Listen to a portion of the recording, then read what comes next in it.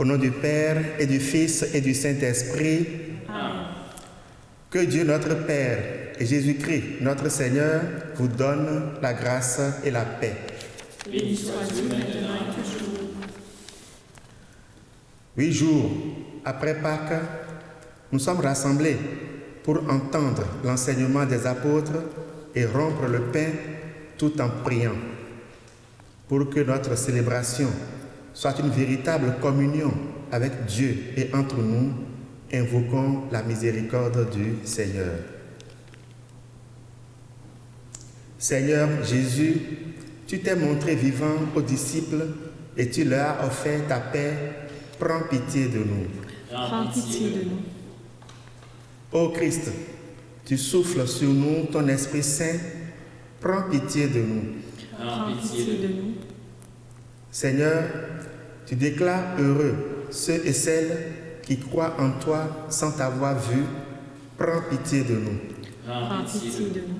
Que Dieu Tout-Puissant nous fasse miséricorde, qu'il nous remplisse de sa joie pour l'annonce de sa miséricorde, lui qui est vivant pour les siècles des siècles. Amen.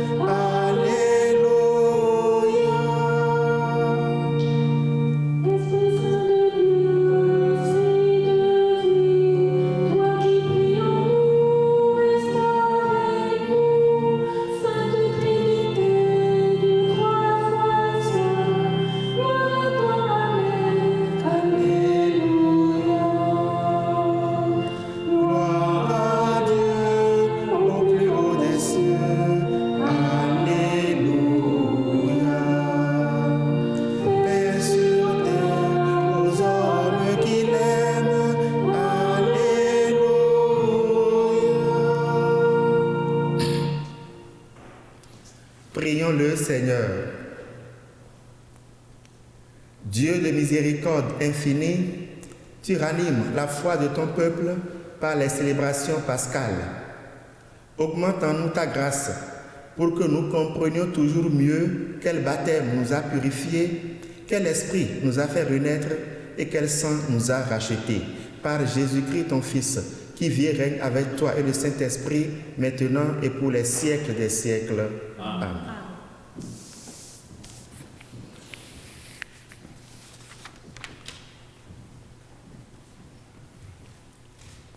Du livre des Actes des Apôtres.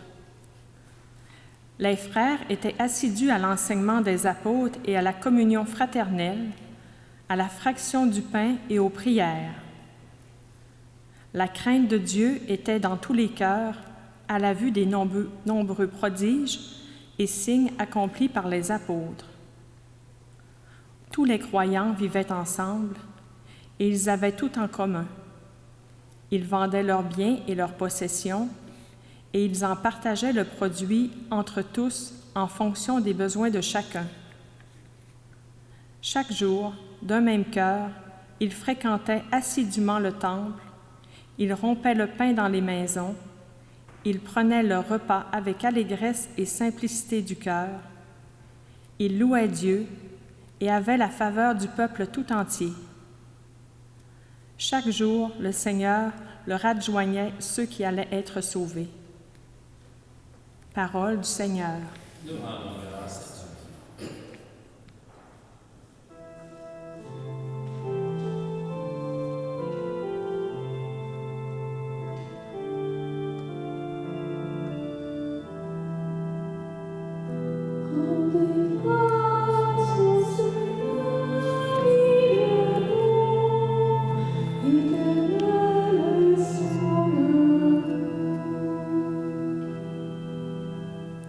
Oui, que le dise Israël, éternel est son amour. Que le dise la maison d'Aaron, éternel est son amour. Qu'ils le disent ceux qui craignent le Seigneur, éternel est son amour.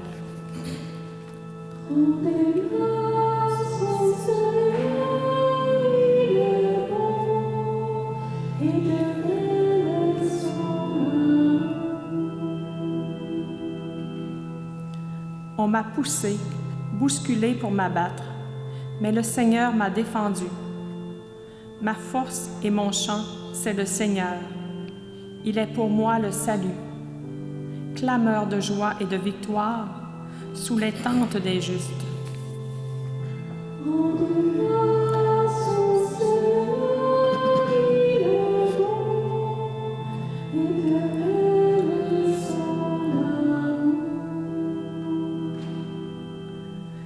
La pierre qu'ont rejetée les bâtisseurs est devenue la pierre d'angle. C'est là l'œuvre du Seigneur, la merveille devant nos yeux. Voici le jour que fit le Seigneur, qu'il soit pour nous jour de fête et de joie.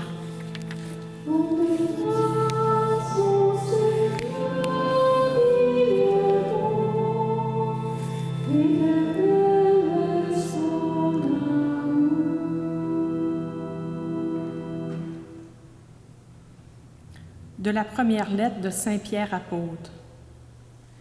Béni soit Dieu, le Père de notre Seigneur Jésus-Christ. Dans sa grande miséricorde, il nous a fait renaître pour une vivante espérance, grâce à la résurrection de Jésus-Christ d'entre les morts, pour un héritage qui ne connaîtra ni corruption, ni souillure, ni flétrissure. Cet héritage vous est réservé dans les cieux, à vous que la puissance de Dieu garde par la foi, pour un salut prêt à se révéler dans les derniers temps. Aussi, vous exultez de joie, même s'il faut que vous soyez affligés pour un peu de temps encore, par toutes sortes d'épreuves. Elles vérifieront la valeur de votre foi, qui a bien plus de prix que l'or. Cet or voué à disparaître est pourtant vérifié par le feu, afin que votre foi reçoive louange, gloire et honneur quand se révélera Jésus-Christ. Lui, vous l'aimez sans l'avoir vu. En lui, sans le voir encore, vous mettez votre foi. Vous exultez d'une joie inexprimable et remplie de gloire, car vous allez obtenir le salut des âmes, qui est l'aboutissement de votre foi. Parole du Seigneur. Nous rendons grâce à Dieu.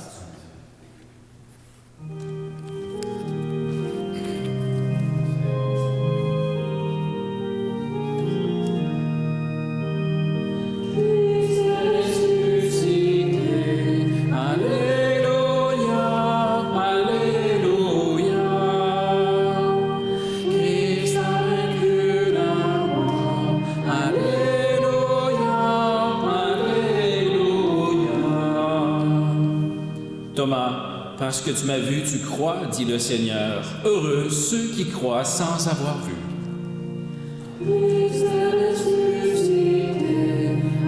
Alléluia, Alléluia.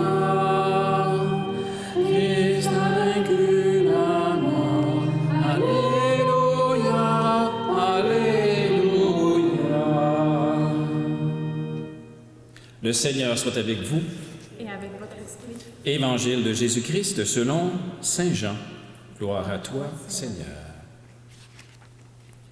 C'était après la mort de Jésus, le soir venu, en ce premier jour de la semaine, alors que les portes du lieu où se trouvaient les disciples étaient verrouillées par crainte des Juifs, Jésus vint, il était là au milieu d'eux, et il leur dit, « La paix soit avec vous. » Après cette parole, il leur montra ses mains et son côté. Les disciples furent remplis de joie en voyant le Seigneur. Jésus leur dit de nouveau, « La paix soit avec vous. De même que le Père m'a envoyé, moi aussi je vous envoie. » Ayant ainsi parlé, il souffla sur eux et il leur dit, « Recevez l'Esprit Saint. À qui vous remettrez ses péchés, ils seront remis. À qui vous maintiendrez ses péchés, ils seront maintenus. » Or, l'un des 12, Thomas, appelé Didyme, c'est-à-dire jumeau, n'était pas avec eux quand le Seigneur était venu. Les autres disciples lui disaient, « Nous avons vu le Seigneur. » Mais il leur déclara, « Si je ne vois pas dans ses mains la marque des clous, si je ne mets pas mon doigt dans la marque des clous, si je ne mets pas la main dans son côté, non, je ne croirai pas. » 8 jours plus tard, les disciples se trouvaient de nouveau dans la maison et Thomas était avec eux. Jésus vient, alors que les portes étaient verrouillées, et il était là, au milieu d'eux. Il dit, « La paix soit avec vous. » Puis il dit à Thomas, « Avance ton doigt ici et vois mes mains. Avance ta main et mets-la dans mon côté. Cesse d'être incrédule, sois croyant. » Alors Thomas lui dit, « Mon Seigneur et mon Dieu. » Jésus lui dit, « Parce que tu m'as vu, tu crois. Heureux ceux qui croient sans avoir vu. » Il y a encore beaucoup d'autres signes que Jésus a faits en présence des disciples et qui ne sont pas écrits dans ce livre, mais ceux-là ont été écrits pour que vous croyiez que Jésus est le Christ, le Fils de Dieu, et qu'en croyant, vous ayez la vie en son nom. Acclamons la parole de Dieu. Louange à toi, Seigneur Jésus.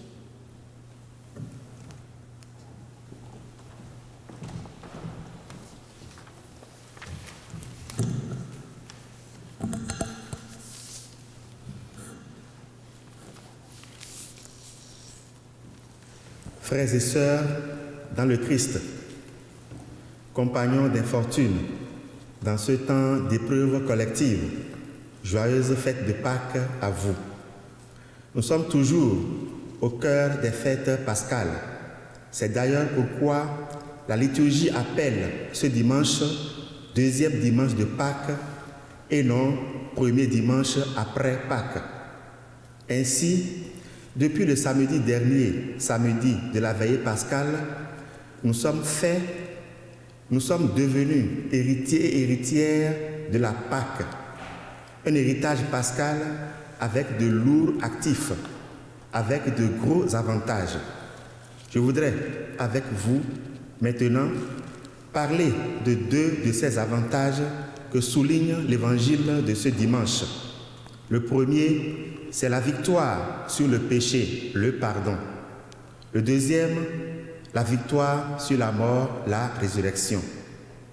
Premier gros avantage de la Pâque, la victoire sur le péché, le pardon.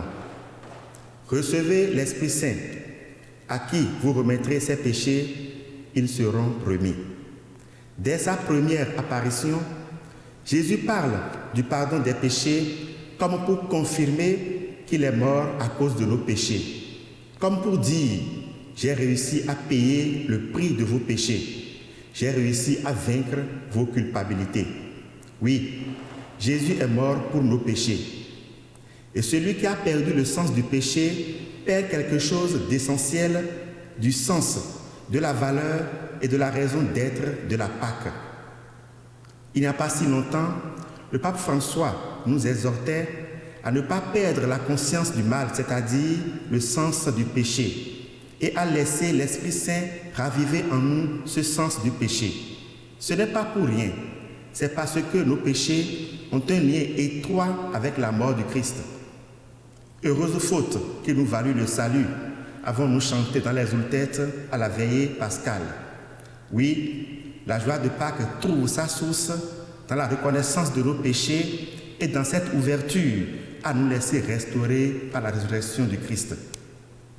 C'est pour cette même raison que le Saint-Pape Jean-Paul II a ajouté à la réalité pascale la réalité de la miséricorde divine en faisant de ce deuxième dimanche de Pâques le dimanche de la divine miséricorde. Miséricorde divine et mystère pascal ne font qu'une seule et même réalité. Cette miséricorde divine prend corps dans le ministère que les apôtres reçoivent de Jésus ressuscité. À qui vous remettrez ses péchés, ils seront remis. Un ministère qui est devenu, au fil des siècles, le sacrement de la pénitence et de la réconciliation. Un sacrement sur lequel insiste souvent le pape François, mais qui malheureusement, pour certains chrétiens, a perdu de sa valeur. Chrétiens, chrétiennes, nous sommes invités à redécouvrir la richesse incommensurable contenue dans le sacrement de la réconciliation, encore appelé sacrement de la guérison. Je me rappelle, il y a environ 1 an, j'avais été invité comme pasteur de Saint-Michel à une réunion de la région. Et à ma table, nous étions une dizaine, plus précisément 8. Et ils étaient tous des personnes d'un certain âge et d'un âge certain, comme on le dit. Mais sans vous mentir, ils ont eu du respect pour le prêtre que je suis. Alors nous avons beaucoup échangé à table. À un moment donné, certaines dames m'ont dit, « Monsieur l'abbé, est-ce que vous continuez encore votre histoire de confesse là? Nous avons vraiment perdu assez de temps à attendre dans les bancs pour nous confesser. On a pris du temps pour nous rendre compte que ce n'était pas quelque chose de sérieux. » Non, chrétiens, chrétiennes, le sacrement de la réconciliation, sacrement de la guérison, ce n'est pas du faux, ce n'est pas de l'illusion, c'est du vrai. En plus, il prend sa source dans le sommet de notre foi, c'est-à-dire dans la mort et dans la résurrection de notre Seigneur Jésus-Christ. La miséricorde divine prend également corps dans le pardon que nous pouvons nous offrir les uns les autres. Frères et sœurs, celui qui a perdu la notion du péché, celui qui a perdu le sens de sa faiblesse, de sa limite en tant qu'être humain, celui qui a perdu le sens du pardon à recevoir et à donner, celui-là a perdu quelque chose d'essentiel de la raison d'être du sacrifice du Christ. Il a perdu quelque chose d'essentiel dans sa relation avec Jésus, dans sa relation avec Dieu. Prions que l'Esprit ravive en nous le sens du péché. Deuxième gros avantage de la Pâque, la victoire sur la mort, la résurrection. La mort s'entend comme la fin de la vie, la cessation physique de la vie. C'est l'expérience qu'a faite Lazare et Jésus l'a ressuscité des morts. Mais elle n'est pas que physique, la mort. Dans un sens élargi, elle peut être aussi morale, spirituelle ou matérielle. Combien de fois, moi, je ne me suis pas surpris en train de me dire, devant une situation carabinée, je suis un homme mort. Et pourtant, le souffle de vie n'a pas quitté mon corps. En effet, toute décadence, qu'elle soit spirituelle, morale, psychologique, corporelle ou même matérielle, est une sorte de mort qui imprime à notre vie une certaine corruption, qui imprime à notre vie un certain vieillissement. Un vieillissement qui n'a rien à voir avec l'âge. Un vieillissement qui appelle une renaissance, qui exige un rajeunissement, qui exige une régénérescence. Et c'est exactement ce rôle de rajeunissement, de régénérescence que joue la Pâque du Seigneur dans chacune de nos vies. La résurrection du Christ vient chasser en nous tout ce qui est vieillissement pour y mettre du neuf. Elle chasse en nous l'ancien pour installer le nouveau. Elle désinstalle en nous le logiciel contaminé par le virus du péché, germe de la mort, pour installer en nous un logiciel tout nouveau. L'Esprit Saint, qui a ressuscité Jésus des morts, l'Esprit de la résurrection est le pare-feu, l'antivirus téléchargé sur la nouvelle vie d'enfant de Dieu qui habite chacun pour aider à lutter contre le mal.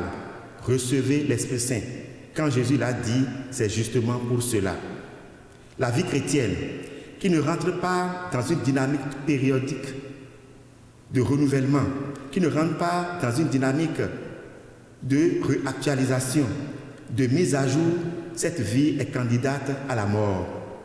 Dans sa mort et sa résurrection, le Christ nous offre une chance de dribbler la mort sous quelque forme qu'elle se présente à nous. La Pâque est un temps de restauration pour le chrétien. En effet, nous traînons chacun et chacune un gros bagage de faiblesses et de fautes, de blessures et d'enlisements. Et nous ne savons pas très souvent comment nous en sortir. Cela nous paraît parfois même impossible, comme si le mal et la souffrance ont déjà eu raison de nous et nous entraînent inexorablement vers la mort. Et voilà, le ressuscité souffle sur nous l'esprit de pardon et de paix. Nous recevons dans la Pâque du Christ ce souffle créateur pour une restauration de notre vie, pour un renouveau de notre monde. Et c'est ça qui justifie et fonde la joie pascale chez le chrétien. Comment ne pas exulter quand le ressuscité roule la pierre de nos tombeaux? Comment ne pas exulter quand le ressuscité nous entraîne dans sa résurrection? Chez ceux qui l'ont bien compris, rien ne peut détruire en eux cette joie, cette exultation. Quand bien même ils sont pauvres, ils sont dans la joie.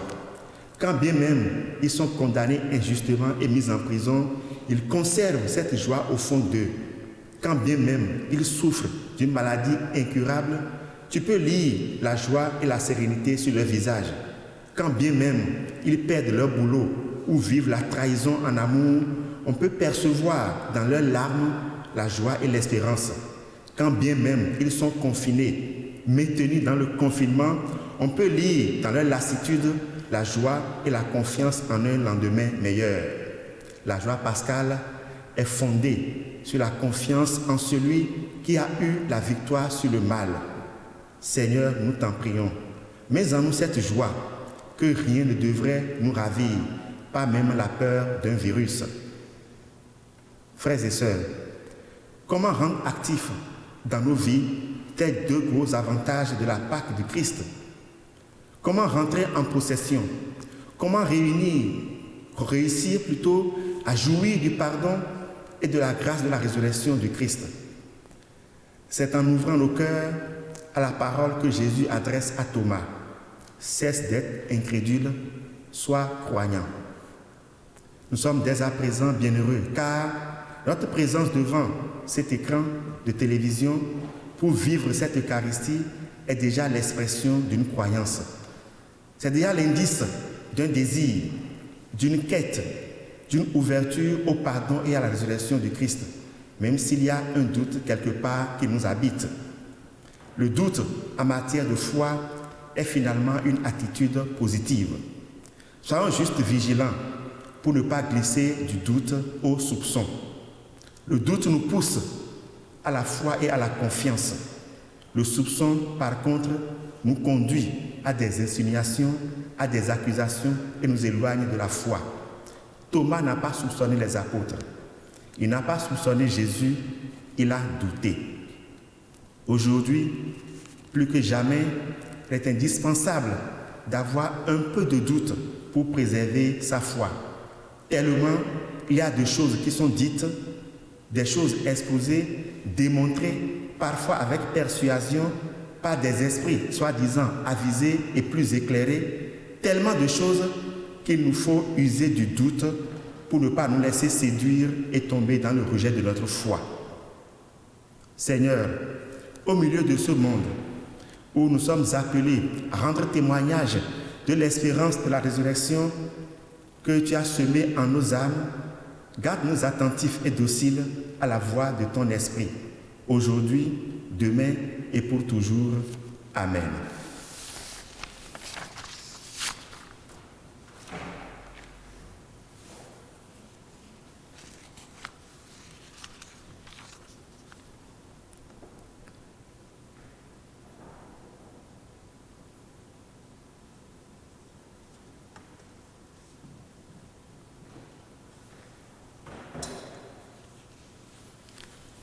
Et maintenant, disons ensemble notre foi en ce Dieu qui a envoyé son Fils, lui qui a donné sa vie pour nous arracher au pouvoir du péché et de la mort. Je crois en Dieu, le Père Tout-Puissant, Créateur du ciel et de la terre, et en Jésus-Christ, son Fils unique, notre Seigneur, qui a été conçu du Saint-Esprit, est né de la Vierge Marie, a souffert sous Ponce Pilate, a été crucifié, est mort, a été enseveli, est descendu aux enfers, le troisième jour est ressuscité des morts, est monté aux cieux, est assis à la droite de Dieu le Père Tout-Puissant, d'où il viendra juger les vivants et les morts. Je crois en l'Esprit Saint, à la Sainte Église catholique, à la communion des saints, à la rémission des péchés, à la résurrection de la chair, à la vie éternelle. Amen. Nous avons entendu l'enseignement des apôtres et nous nous apprêtons à rompre le pain de l'Eucharistie. Invoquons Dieu notre Père, qui a ressuscité Jésus d'entre les morts. Confions-lui les besoins du monde et de l'Église. Écoute-nous, Seigneur, et fais-nous vivre.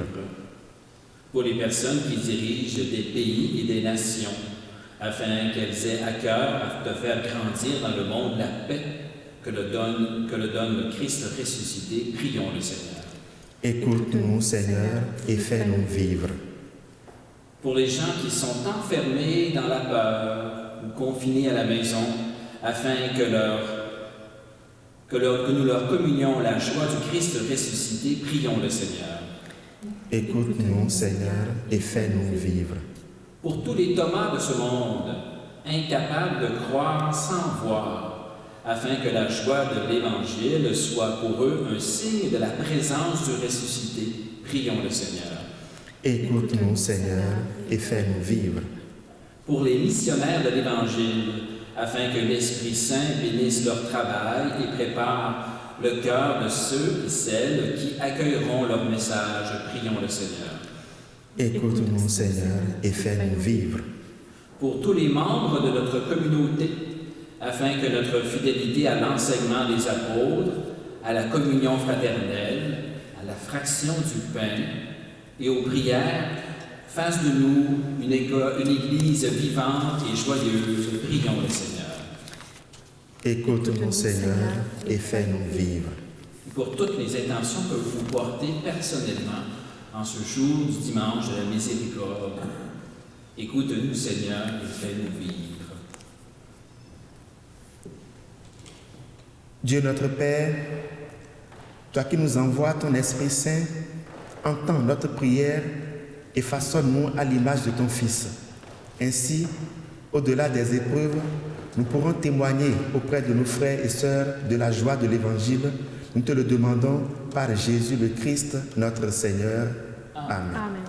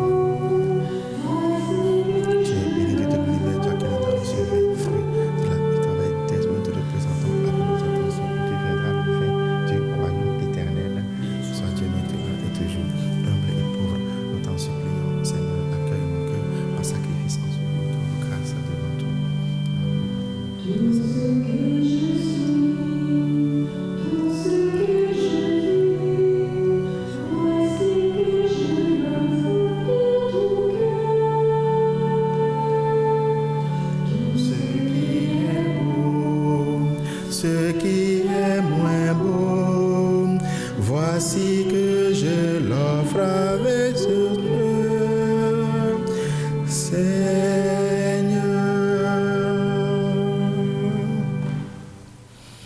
Prions ensemble au moment d'offrir le sacrifice de toute l'Église. Pour la gloire de Dieu, le salut du monde. Accueille avec bonté, Seigneur, les offrandes de tes fidèles, renouvelées par la foi et le baptême, que nous parvenions au bonheur sans fin par Jésus le Christ, notre Seigneur. Amen. Le Seigneur soit avec vous.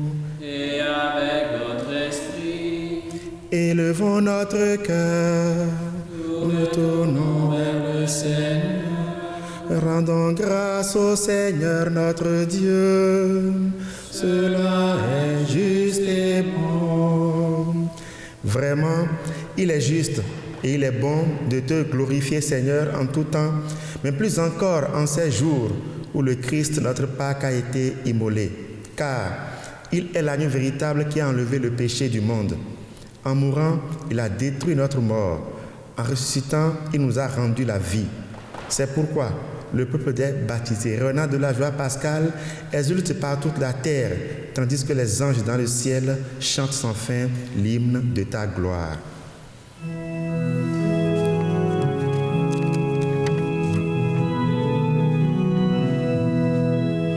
Saint Seigneur est ton nom, au plus haut dans les cieux.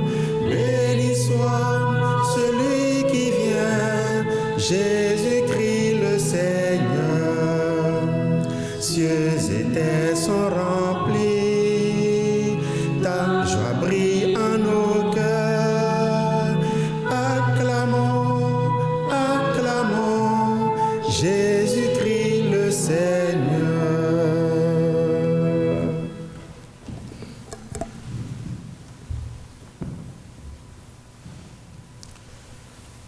Toi qui es vraiment saint, toi qui es la source de toute sainteté, Seigneur, nous te prions.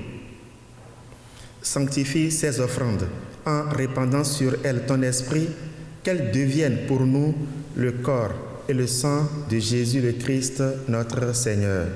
Au moment d'être livré et d'entrer librement dans sa passion, il prit le pain, il rendit grâce, il le rompit et le donna à ses disciples en disant: Prenez et mangez-en tous, ceci est mon corps livré pour vous.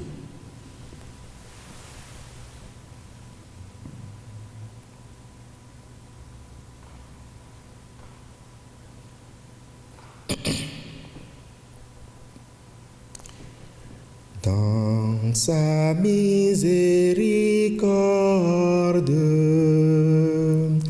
Dieu nous fait renaître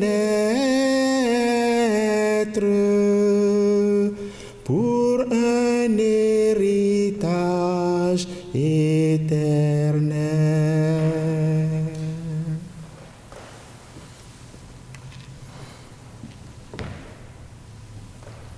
De même, à la fin du repas, il prit la coupe, de nouveau lui rendit grâce et la donna à ses disciples en disant: Prenez et buvez-en tous, car ceci est la coupe de mon sang, le sang de l'alliance nouvelle et éternelle, qui sera versé pour vous et pour la multitude en rémission des péchés. Vous ferez cela en mémoire de moi.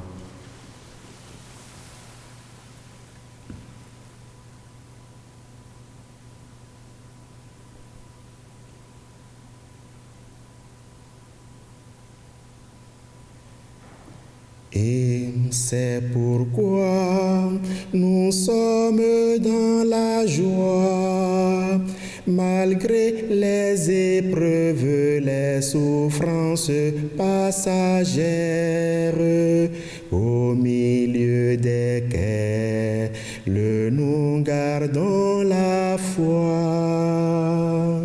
Dans sa miséricorde, Dieu nous fait renaître pour un héritage éternel.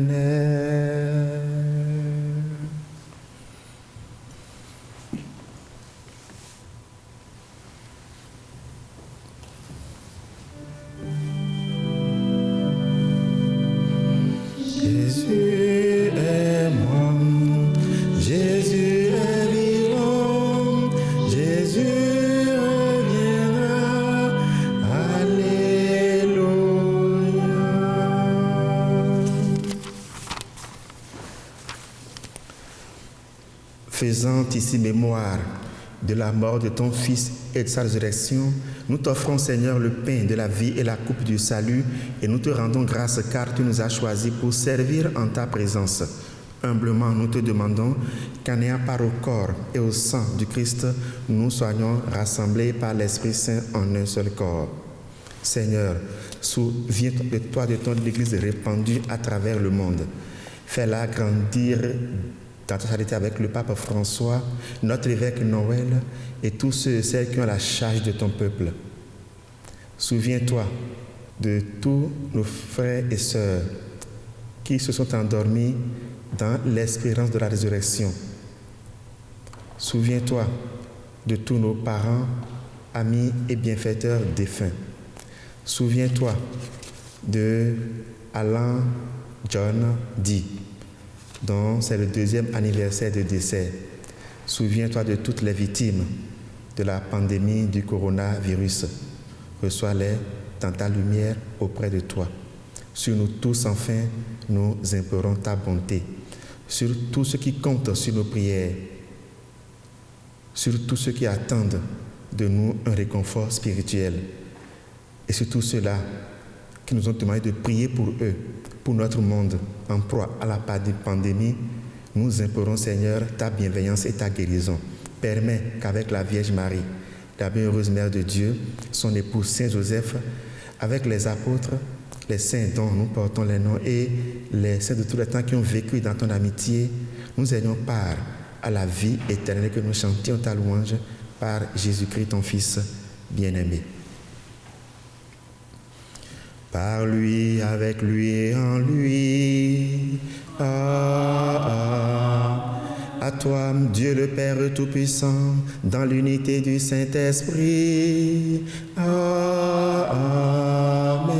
Tout honneur et toute gloire pour les siècles des siècles.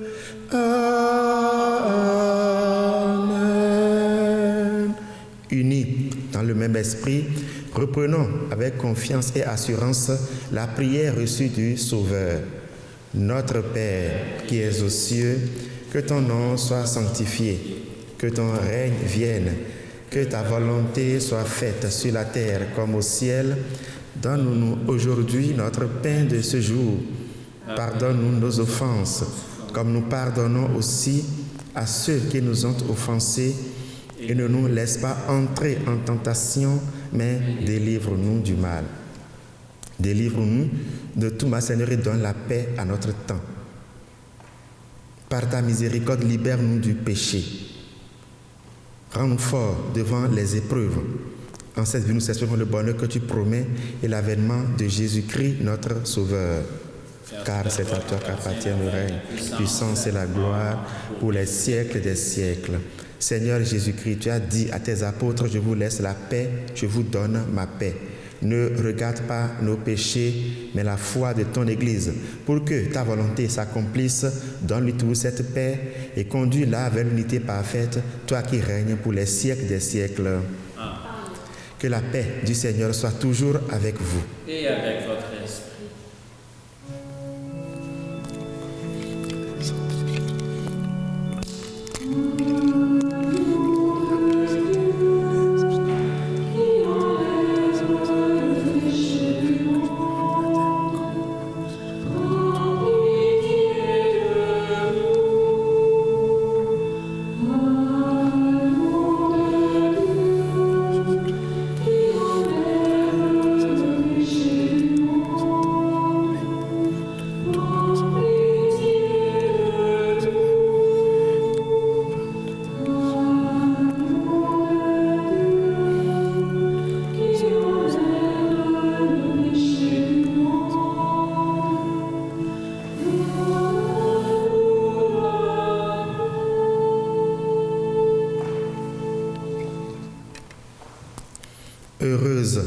Heureux sommes-nous d'être invités au repas du Seigneur. Voici l'agneau de Dieu, celui qui enlève le péché du monde. Seigneur, je ne suis pas digne de te recevoir, mais dis seulement une parole et je serai guéri.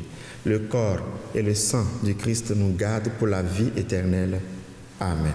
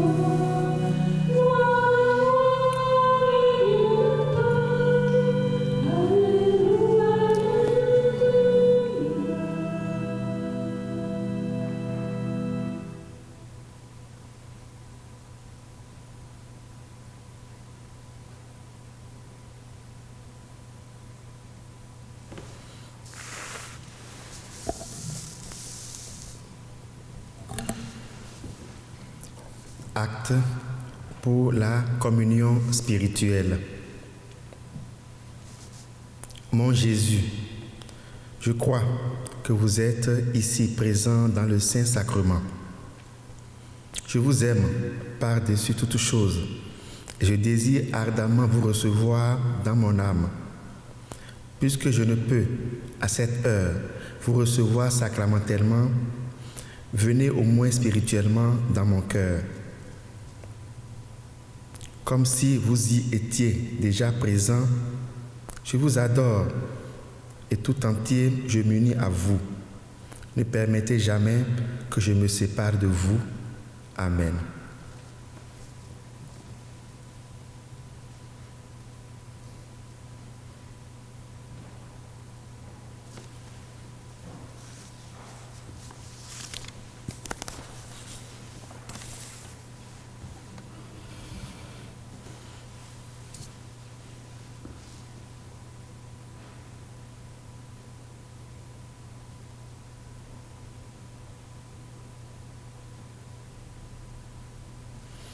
Prions encore le Seigneur. Nous t'en prions, Dieu Tout-Puissant, que le mystère pascal accueilli dans cette communion ne cesse jamais d'agir en nos cœurs par Jésus le Christ, notre Seigneur. Amen. Il n'y a pas vraiment de communiqué pour ce dimanche. Je voudrais juste nous souhaiter à tous du courage dans ce temps d'épreuve et nous prions le Seigneur de faire grandir et de garder en nous l'espérance pour un lendemain meilleur, mais pas trop loin, un lendemain tout proche, alors que le Seigneur nous soutienne dans cette épreuve. Et maintenant, veuillez vous incliner pour recevoir la bénédiction solennelle prévue pour ce jour. Le Seigneur soit avec vous. Et avec votre esprit. Par la résurrection de son Fils unique, Dieu vous a fait la grâce du salut. Il a fait de vous ses enfants. Ensemble, bénissez-le pour une telle adoption. Amen. En vous reprenant ainsi dans son Fils, il vous a offert sa propre liberté, qu'il vous donne part à sa vie éternelle. Amen. Dans le baptême, vous êtes déjà ressuscités avec le Christ. Vivez dès maintenant en enfant du royaume. Amen. Et que Dieu Tout-Puissant vous bénisse, le Père, le Fils et le Saint-Esprit. Amen. Allez dans la paix du Christ, alléluia, alléluia.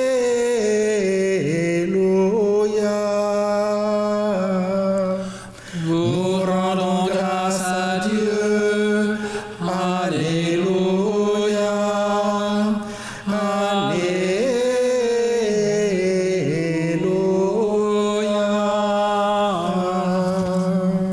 Bon dimanche, bonne semaine. Merci.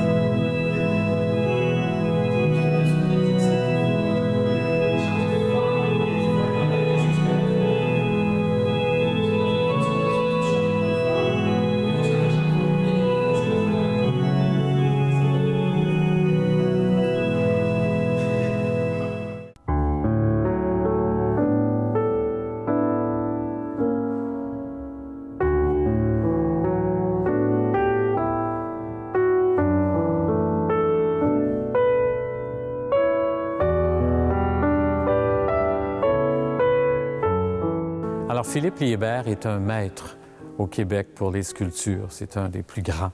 C'est d'ailleurs le professeur de plein de sculpteurs qui l'ont suivi. Alors, Liébert a fait plusieurs églises au Québec, mais ici, à Saint-Michel, nous conservons la plus grande intégrale de lui.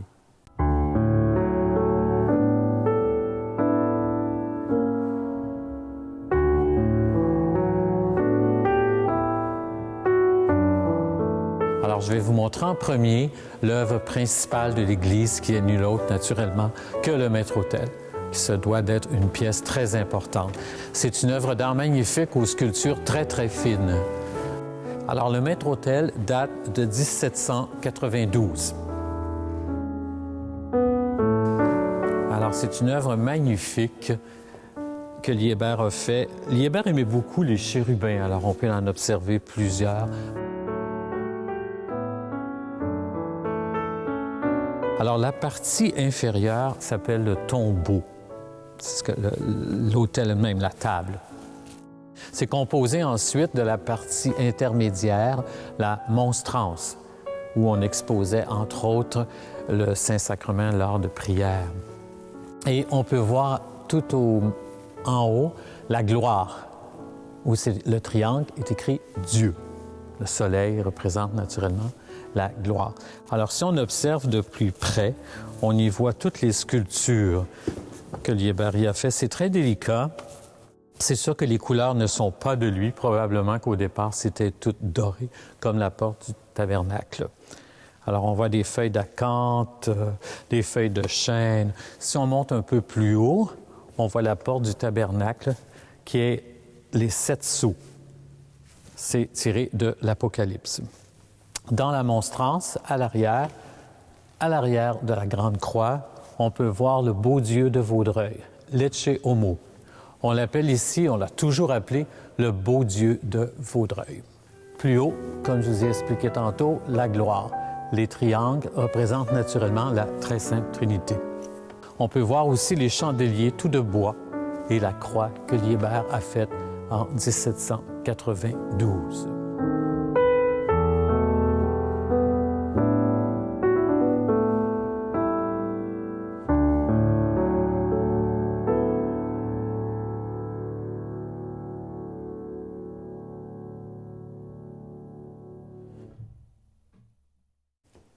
On va aller voir ici un autel latéral. C'est encore de Philippe Liébert. Un petit peu plus difficile d'accès. Comme nous sommes en restauration, les statues habituellement ne sont pas là.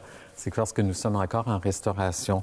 Alors, c'est une copie un peu plus, beaucoup moins, je devrais dire, élaborée que le maître-autel, mais conçue par le même en 1798.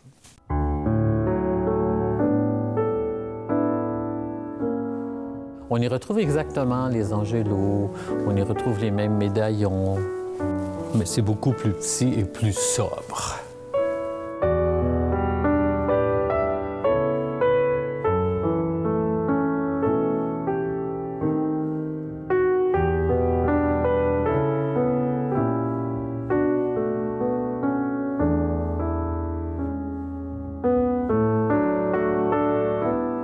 Sur la porte du tabernacle, on peut voir Saint-Joseph. Et si on ouvre à l'intérieur, qui est tout recouvert d'un tissu peint. Très intéressant aussi. C'est des très beaux détails.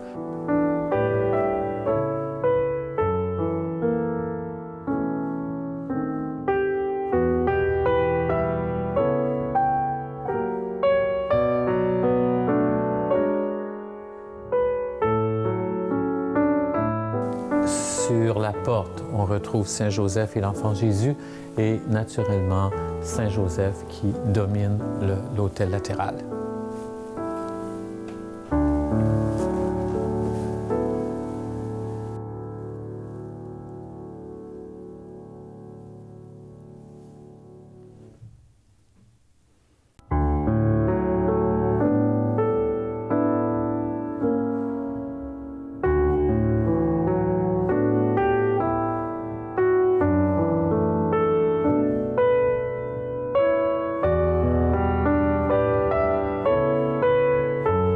Alors, qu'est-ce qu'a fait Liébert pour nous également?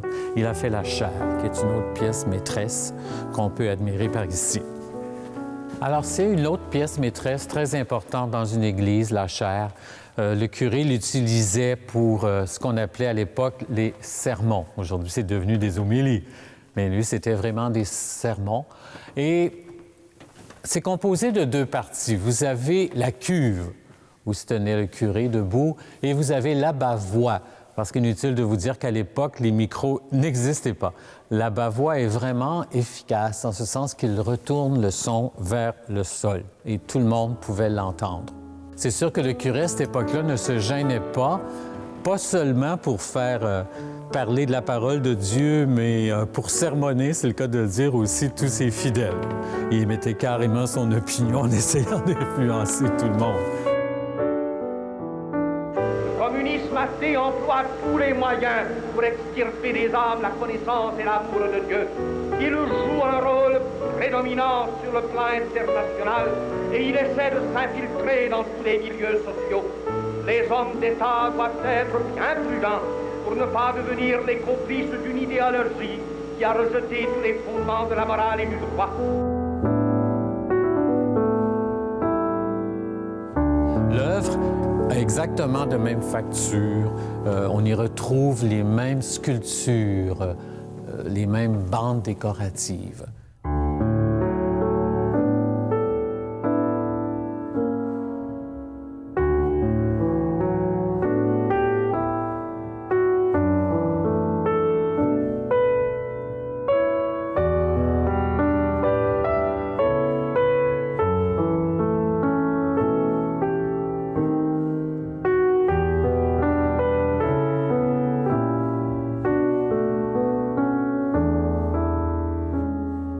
On ne l'utilise plus, sauf une fois par année au seigneurial.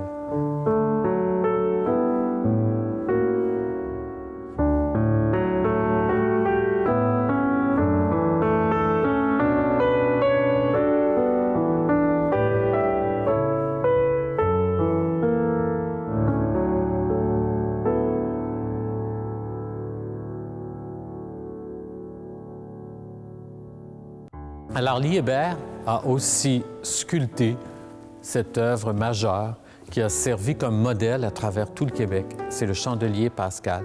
Le chandelier pascal, il représente la lumière du Christ. Alors, on l'utilisait beaucoup aux périodes importantes de la vie d'un fidèle, c'est-à-dire à son baptême, on pouvait l'utiliser, aussi au décès. On place encore le cierge pascal. Cette œuvre-là est magnifique. Elle est recouverte entièrement de feuilles d'or. Et sur la base, on peut y voir un petit médaillon de Saint-Michel. Il a été restauré par le Centre de conservation du Québec. C'est en bois. C'est du bois qui est tout recouvert de feuilles d'or. C'est des sculptures très délicates aussi. Liébert était vraiment la perfection même dans la sculpture.